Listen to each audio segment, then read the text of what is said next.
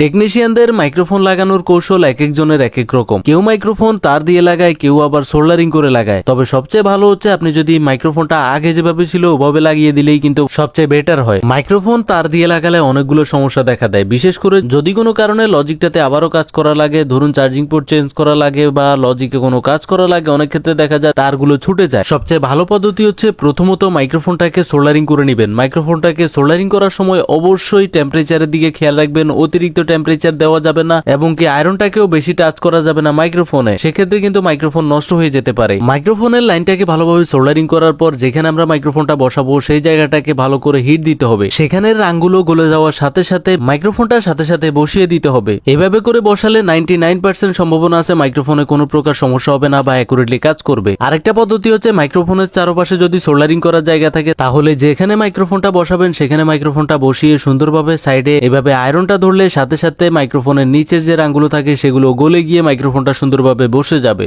মোবাইলের পাওয়ার সমস্যা, পাওয়ার আইসি খুলে ফেলবো, সিপিইউ সমস্যা, হার্ডওয়্যার সমস্যা, প্রসেসর সমস্যা না চার্জিং সমস্যা, সেটা দেখার বিষয় না। মোবাইলে পাওয়ার আসে না, আমাকে পাওয়ার আইসি খুলতে হবে। পাওয়ার আইসি খুলে আমি এটাকে রিবোলিং করব।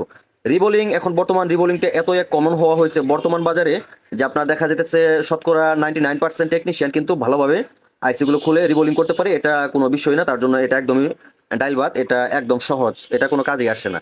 তো মোবাইল সার্ভিসিং এর ক্ষেত্রে যে আপনি আইসি খুলে আইসি রিবোলিং করতে পারলেন এতেই আপনি যে দক্ষ টেকনিশিয়ান হলেন এমনটা না। আমি যে কাজটা করতেছি এটার জন্য আমি কতটুকু পারদর্শী, কতটুকু আসলেও আমি এটার জন্য অভিজ্ঞ সেটা তো বুঝতে হবে, তাই না?